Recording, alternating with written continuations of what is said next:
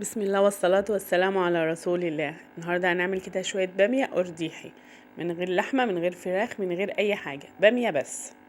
ونقول بسم الله ونبدأ. معانا هنا حلة فيها شوية زيت وشوية توم كده فرمناهم في الهون بملح علشان ما يقعدش يتنطر مني. هنحطهم كده في الزيت حوالي ربع كوباية زيت، ودول حوالي 7 فصوص توم. هنحمرهم في الزيت لغاية ما يبقوا لونهم ذهبي غامق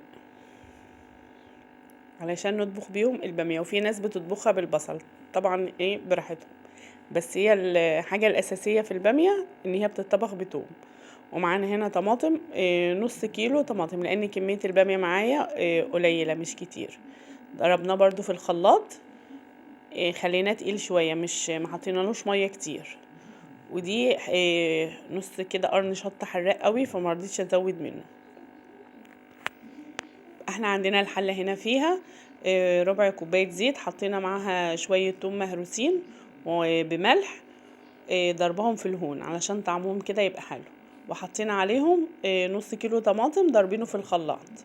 ودي البامية بقى، انا كنت حطاها في الفريزر، ده كان نص كيلو بامية، مش كتير برضه، بس انا كانت طالبة معايا اكل بامية النهاردة، فقلت لازم اقوم اعملها واوريكم الطريقه القديمه بقى بتاعه امهاتنا واجدادنا، كانوا بيعملوا الباميه ازاي من غير طاجن ولا لحمه ولا الكلام ده كله. هي في الحله بالتخديعه، وهنشوف برضو بنعمل التخديعه ازاي.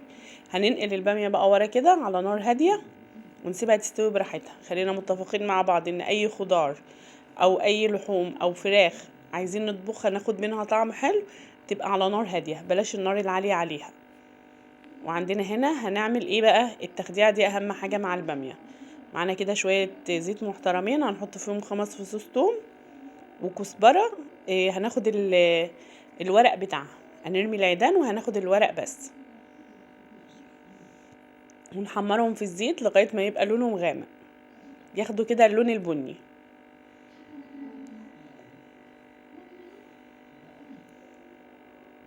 قطعهم قطع كبيرة مش مشكلة، لان انا كده كده هضربهم في الهون.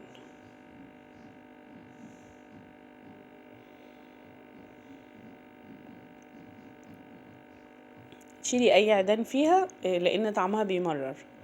احنا هناخد الورق بس.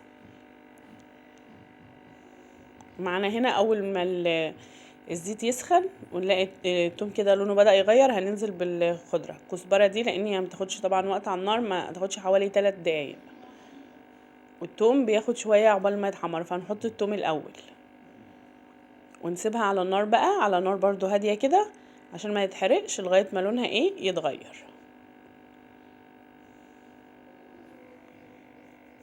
والبامية ورا هنا كده بتطبخ على نار هادية.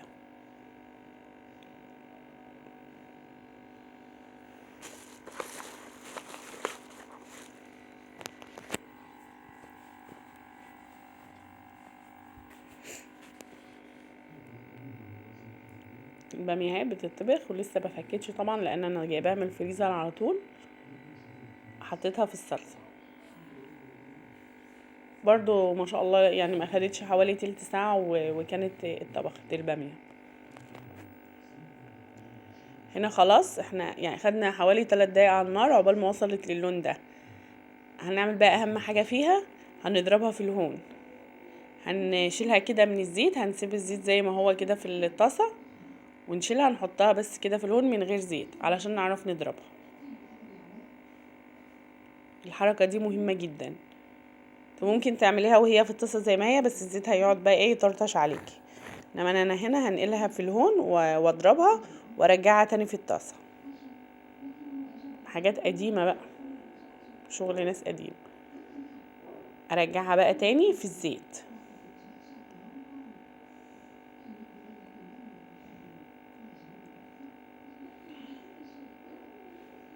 هركنها بقى على جنب عقبال ما البامية تتطبخ علشان انزلها عليها. ولسه معانا الليمون، هنحط لها ليمون، بس يعني هطفي عليها واحط الليمون، لان طبعا الليمون ما ينفعش يغلي على النار بيمرر. هي كده تقريبا كانت استوت. ايوه ما شاء الله، شايفين لونها جميل ازاي وقوامها حلو قوي. لازم اخلي فيها بقى شويه صلصه لو حابه تاكليها برز او حابه تاكليها بعيش، الموضوع ده بقى يرجع لك انتي، بس انا اكلتها بعيش. هنا ليمونه حلوه كده مقلبظه، هنحطها على ايه؟ على الباميه. انا طفيت على الباميه النار خلاص، وهننزل بقى بالتخديع عليها، وظبطنا لها الملح وظبطنا لها الشطه.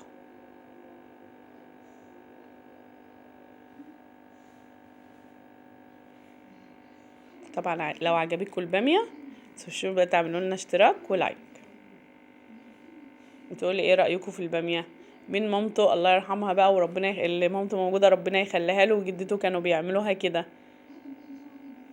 انا متعلماها من جدتي الله يرحمها.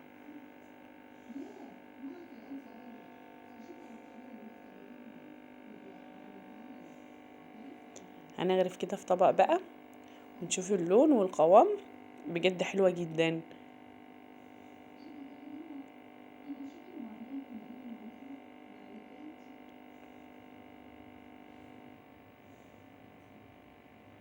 ايه رايكم بقى؟ ومستويه ما شاء الله، لان هي طبعا كانت في الفريزر متخزنه.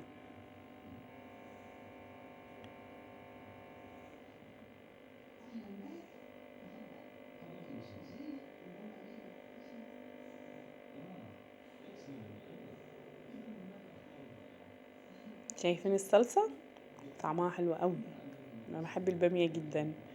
سلام.